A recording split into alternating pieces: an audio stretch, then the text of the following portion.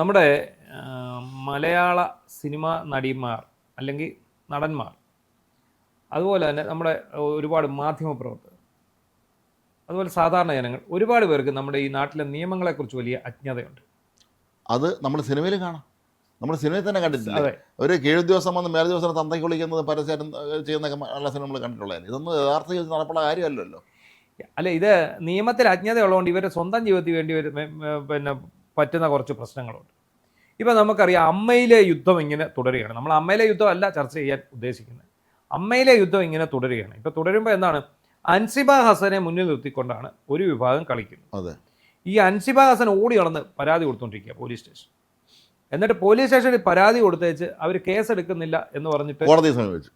കോടതിയെ സമീപിക്കുന്നതിന് മുമ്പ് ഇവർ നേരെ മുഖ്യമന്ത്രിയും ആഭ്യന്തരമന്ത്രിക്കും സെപ്പറേറ്റ് പരാതി കൊടുത്തു. അങ്ങോട്ട് വിളിക്കുന്നു. ആഭ്യന്തരമന്ത്രിയെ ഡയറക്റ്റ് വിളിക്കുന്നു, മുഖ്യമന്ത്രിയെ വിളിക്കുന്നു, മുഖ്യമന്ത്രിക്ക് ടാഗ് ചെയ്യുന്നു, ഫേസ്ബുക്കിൽ ടാഗ് ചെയ്യുന്നു, ഇങ്ങനെയൊന്നും അങ്ങനെ കുറേ കാര്യങ്ങൾ ചെയ്യുന്നുണ്ട്.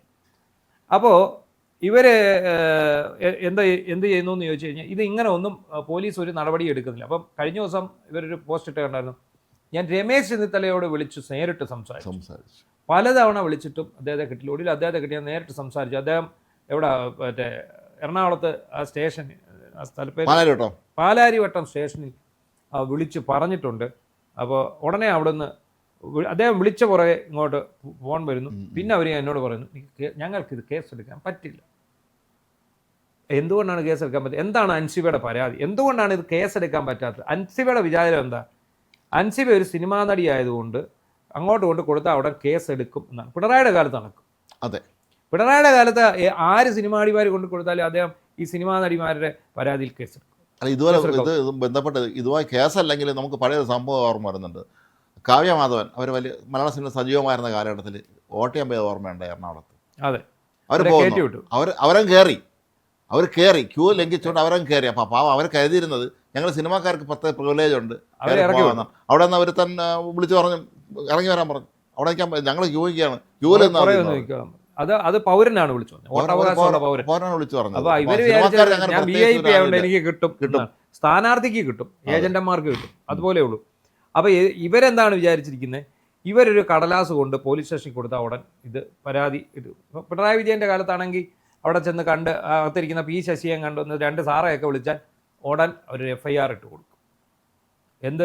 അത് എന്താണ് ഇതെന്താണ്? ഇപ്പം അൻസിബയുടെ പരാതി എന്താണ്?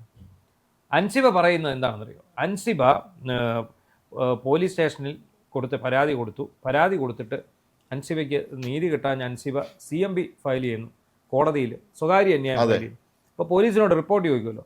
പോലീസിനോട് റിപ്പോർട്ട് ചോദിക്കുമ്പോൾ അൻസിബയുടെ പരാതി കേൾക്കലല്ല സർക്കാരിൻ്റെ ജോലി എന്ന് അവിടെ കോടതിയെ അറിയിച്ചു പോലും. അങ്ങനെ അറിയിക്കാൻ പറ്റുമോ? സർക്കാർ അറിയിച്ചു പോലും. അങ്ങനെ അറിയിക്കാൻ പറ്റുമോ എന്നാണ് അവരുടെ ഫേസ്ബുക്ക് പോസ്റ്റ് ഉണ്ട്. അവർ പറയുന്നത് അൻസിബയുടെ പരാതി കേൾക്കലല്ല കേരള പോലീസിന്റെ ജോലി എന്ന് സർക്കാർ എന്ന് പറഞ്ഞു എന്ന് പറഞ്ഞ് ഇവർ ഫേസ്ബുക്ക് പോസ്റ്റ് ഇട്ടിരിക്കുകയാണ്. അപ്പോൾ എന്താണ് പോലീസിന്റെ റിപ്പോർട്ട്? പോലീസ് പറഞ്ഞിരിക്കുന്നത്, അവർ വ്യക്തമായി കാര്യം പറഞ്ഞിട്ടുണ്ട്, അവർക്ക് നിയമപരമായിട്ടല്ലേ ചെയ്യാൻ പറ്റുള്ളൂ. ഇത് മാനനഷ്ട കേസാണ്, ഇത് പോലീസ് അല്ല അന്വേഷിക്കും, അത് കോടതി മുഖേന വേണം പോകാൻ, അല്ലാതെ ഇതിനകത്ത് വേറെ കാര്യമൊന്നുമില്ല. എന്താണ് അൻസിബയുടെ പരാതി? അൻസിബയ്ക്കെതിരെ ഫേസ്ബുക്കിലൂടെ വീഡിയോ പ്രചരിപ്പിച്ചു. അൻസിബയെ വ്യക്തിഹത്യ ചെയ്തുകൊണ്ട് സ്ത്രീത്വത്തെ അപമാനിച്ചു വീഡിയോ. ഇനി ഇവർ എന്തൊക്കെ പ്രചരിപ്പിച്ചു എന്ന് പറഞ്ഞാലും അതിന് കേസെടുക്കാൻ നിലവിലത്തെ കേരള പോലീസ് ആക്ടിലോ നിലവിലുള്ള ചട്ടങ്ങളിലോ വകുപ്പില്ല. ഇതെന്താണ്? ഇത് എന്തിന്റെ പരിധിയിലാണ് വരുന്നത്? ഇത് ഡിഫമേഷൻ സ്യൂട്ടിന്റെ പരിധിയിലാണ്, മാനനഷ്ടത്തിന്റെ അപകീർത്തിയുള്ള മാനനഷ്ടം, അപകീർത്തിയും മാനനഷ്ടവും ഇതാണ് വരുന്നത്. അതുകൊണ്ടാണ് പോലീസ് മാനനഷ്ട കേസ് ആണ് ഇത് എന്ന് റിപ്പോർട്ട് കൊടുത്തത്, അല്ലാതെ പോലീസ് നിങ്ങളുടെ പരാതി അട്ടിമറിച്ചതല്ല. ഇതാണ് ഞാൻ ആദ്യം പറഞ്ഞ അജ്ഞത. മാത്രമല്ല ഒരിക്കലും പോലീസ് കോടതിയിൽ അങ്ങനെ എഴുതി കൊടുക്കില്ല. അൻസിബയുടെ കേസ് മാത്രം നോക്കാനല്ല ഞങ്ങളെ പണിയെന്ന് കോടതി പറയാൻ പറ്റും? അല്ല, ഒരിക്കലും പറയാൻ പറ്റില്ല. പിന്നെ ജഡ്ജിമാർക്ക് നിയമം അറിയാം, പോലീസിന് നിയമത്തിന്റെ കാര്യങ്ങളെ കുറിച്ച് അല്ല. അത് ചിലപ്പോൾ പറഞ്ഞു കാണും. കാരണം മുട്ടിന് ഓരോ സ്റ്റേഷനിൽ പരാതിയാണ്. പാലാരിവട്ടത്തും കടവന്ത്രയിലും അപ്പുറത്തെ സ്റ്റേഷനിലും സെൻട്രൽ സ്റ്റേഷനിലും എല്ലാം നിരത്തി പിടിച്ച് ഒരു പരാതിയുമായിട്ട് പോകണം. അപ്പോൾ പോലീസ് നോക്കുമ്പോൾ എന്താണ്, എന്നെ ഫേസ്ബുക്കിലൂടെ അപമാനിച്ചു, എനിക്കെതിരെ ഫേസ്ബുക്കിൽ കമന്റ് ഇട്ടു, ഇവിടെ രമേശ് ചെന്നിത്തലയ്ക്കെതിരെ കമന്റ് ഇട്ടതിന് കേസെടുത്തു, അത് വേറെ വകുപ്പ്. എന്താണെന്ന് ചോദിച്ചു കഴിഞ്ഞാൽ അത് ആഭ്യന്തരമന്ത്രിക്കെതിരെ കമന്റ് ഇട്ടു എന്ന് പറഞ്ഞ് അദ്ദേഹം വിളിച്ചു പറഞ്ഞെടുക്കുക. പക്ഷേ ഈ കേസിനകത്ത് ഞാൻ നേരത്തെ പറഞ്ഞ പോലെ പിണറായി വിജയനും പി ശശിയൊക്കെ ഇരിക്കുന്ന സമയത്തായിരുന്നു ഉറപ്പായിട്ടും സ്ത്രീത്വത്തെ അപമാനിച്ചു എന്നൊക്കെ പറഞ്ഞു വരും. പക്ഷേ എന്താണ് ഇവർക്കെതിരെ പിന്നെ വീഡിയോ പ്രചരിപ്പിച്ചത് ലക്ഷ്മി പ്രിയയാണ്, അത് സ്ത്രീയാ. അപ്പോൾ പിന്നെ വർഗീയവാദം പറയാൻ പറ്റത്തില്ല. ലക്ഷ്മി പ്രിയ നേരത്തെ മുസ്ലിമായിരുന്നു, ഒരു മതം മാറിയാണ് ഹിന്ദു ആയത്. അപ്പോൾ ഇതിനകത്ത് ഉള്ള ഒരു പ്രശ്നം എന്താണെന്ന് ചോദിച്ചാൽ ഇത്തരം കേസുകളിൽ ഒരിക്കലും പോലീസിനൊന്നും ചെയ്യാൻ പറ്റില്ല. പിണറായി വിജയൻ ഇരുന്ന കാലത്ത് വകുപ്പ് വിട്ടും ചട്ടം വിട്ടും ഇതുപോലുള്ള കേസുകളിൽ ഇതുപോലുള്ള പരാതികളിൽ കേസെടുപ്പിക്കുമായിരുന്നു പോലീസിനെ കൊണ്ട്. ആൾക്ക് ഇപ്പോഴും അറിയില്ല ഞാൻ കേസ് കൊടുക്കുമെന്ന് പറയുന്നത്. പിന്നെ ചില ആൾ പറയും ഞാൻ സുപ്രീം കോടതി വരെ പോകുന്നൊക്കെ പറയും. ഹൈക്കോടതി താഴത്ത് സുപ്രീം കോടതി അനുവദിച്ചാൽ ഹൈക്കോടതി അനുവദിച്ചാൽ സുപ്രീം കോടതി പോകാൻ പറ്റുള്ളൂ എന്നുള്ളത് ചില ആൾക്കാരുണ്ട്, ചില സ്ത്രീകളുടെ നമ്മൾ ഇതുപോലെ കണ്ടുണ്ട്. ഞാൻ സൈബർ പോലീസ് സ്റ്റേഷനിൽ പരാതി കൊടുത്തു കഴിഞ്ഞു, പരാതിയുടെ രസീതാണ് ഇത്, നിന്നെ അല്ല ഇപ്പോൾ പൊക്കുക. പിന്നെ അനക്കമൊന്നുമില്ല. എന്താണെന്നറിയോ, ദിവസങ്ങൾ കഴിയുന്നതോറും ഇവർ തിരക്കിക്കൊണ്ടിരിക്കും, എന്താ പൊക്കാത്ത. അപ്പോൾ അവർ പറയും ഇത് ഞങ്ങളുടെ പണിയല്ല, ഞങ്ങളുടെ പണി ഇതല്ല, ഇത് മാനനഷ്ടമാണ്, നിങ്ങളെ അപകീർത്തിപ്പെടുത്തിയെന്നാണ്. നിങ്ങൾ നേരെ പല ആളുകൾക്കും ഏത് ഫോറത്തിലാണ് പരാതി കൊടുക്കേണ്ടത് എന്ന് പോലും അറിയില്ല. അതല്ലെങ്കിൽ ഇവർ നല്ല അറിവുള്ള വക്കീലിനെ പോയി കാണും.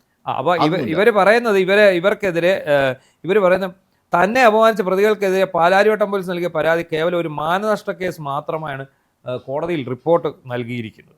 ഒരു സ്ത്രീയെ അപമാനിക്കുന്നതിൻ്റെ പരമാവധിയിലെത്തിച്ച് അസത്യപ്രചരണം നടത്തിയവർക്കെതിരെയാണ് താൻ പരാതി നൽകിയത്. എന്നാൽ അൻസിബ നൽകുന്ന പരാതികൾ അന്വേഷിക്കലല്ല കേരള പോലീസിന്റെ ജോലി എന്ന് സർക്കാർ കോടതിയിൽ പറഞ്ഞതായി അറിയാൻ കഴിയും. ആര് പറഞ്ഞത്? പ്രതികളിലെ നിലവിലെ പ്രവൃത്തി എൻ്റെ സ്ത്രീത്വത്തെയും വ്യക്തിത്വയും അങ്ങേയറ്റം അപമാനിക്കുന്ന ബോധ്യമുള്ളതിനാലാണ് അതിനാണ് നിയമപരമായി പരാതി കൊടുത്തത്. ഇനി അത് എന്നെ അധിക്ഷേപിച്ചായിട്ട് തോന്നുന്നില്ലെങ്കിൽ ഞാൻ ക്ഷമ ചോദിക്കുന്നു എന്നൊക്കെയാണ് ഇവർ പറയുന്നത്.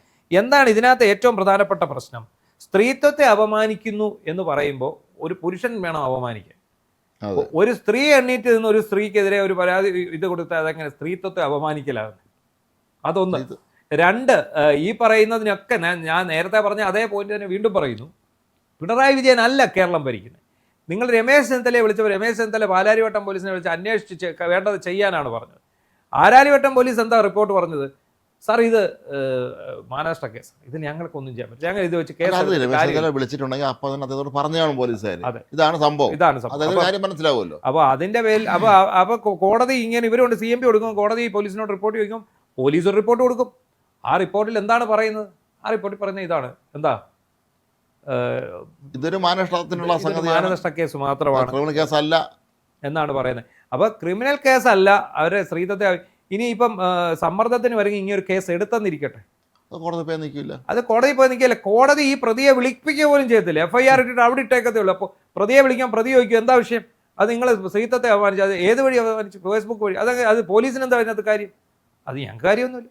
ഇല്ലെങ്കിൽ പോയി പണി നോക്കാൻ പറയും, ഇത് നിയമമുള്ളവനാണെങ്കിൽ, നിയമം അറിയാൻ. അല്ലെങ്കിൽ അവൻ്റെ അഭിഭാഷകനാണെങ്കിൽ പറയും നിങ്ങൾ ആര് പറഞ്ഞു നിങ്ങൾ അവരെ വിളിപ്പിക്കാൻ? അതാണ് അത് അറിവുള്ള ഒരു അഭിഭാഷകൻ്റെ അടുത്ത് പോകണം. അല്ല, അഭിഭാഷകർക്കല്ല ഇതേക്കുറിച്ച് ന്യായമായ അറിവുണ്ട്, ഇവർക്കാണ് അറിവില്ലാത്ത. ഞാൻ ഈ പറഞ്ഞ നമ്മളുടെ മാധ്യമപ്രവർത്തകർക്കിടയിലും അതുപോലെ തന്നെ ഈ പറയുന്ന സിനിമാ താരങ്ങൾക്കിടയിലും ഒക്കെ. അതുകൊണ്ടാണ് അൻസിബ ഇത്ര വികാര വിക്ഷോഭത്തോടെ ഒരു പോസ്റ്റ് ഇട്ടിരിക്കുന്നത്.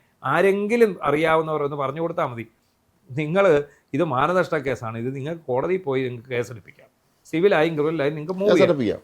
അത് മാത്രമേ നടക്കൂ. അല്ല പോലീസിനകത്ത് കേസെടുക്കുകയോ അറസ്റ്റ് ചെയ്യുകയോ ഒന്നും ചെയ്യില്ല. കോടതിയിൽ ചെന്ന് പറയുമ്പോൾ കോടതി CMP ഇടുമ്പോൾ കോടതി ഉറപ്പായിട്ടും പറയും നിങ്ങൾ പോയി കേസെടുക്കാൻ പോലീസിനോട് പറയും. പക്ഷേ അവിടെയും കാര്യമില്ല. നിങ്ങൾ അന്നേരം കോടതി പറയുന്നുണ്ടെ പോലീസ് റിപ്പോർട്ട് കൊടുക്കും, എന്താണ് ഇത് മാനനഷ്ട കേസാണ്. അപ്പോൾ കോടതി അതെടുത്ത് ദൂരെ കളയും, തള്ളും. അതാണ് സംഭവിക്കുന്നത്. അല്ല, നമ്മുടെ നാട്ടിൽ പൊതുജനങ്ങൾക്ക് പോലെ നിയമ അവബോധം വളരെ കുറവാണ്.